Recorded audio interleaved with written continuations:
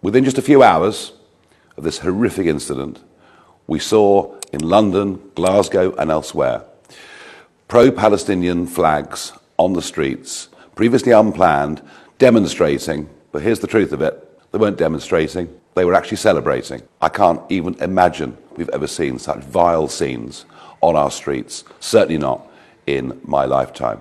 In response to this, the Home Secretary, Shabana Mahmood, says she's disappointed. Disappointed. That's the most the Home Secretary can say. Well, I hope all of you watching this video are outraged. Outraged and frankly frightened. This is broken Britain. This is evidence of societal breakdown. It is deeply worrying and very frightening. Will this Prime Minister do anything about it? No, in fact, he's emboldened these people by his recognition of Palestine 2 weeks ago. And never forget, this is the Prime Minister that took the knee just a few short years ago to an extremist group. But we're not a country that allows the celebration of murder or slogans in our street.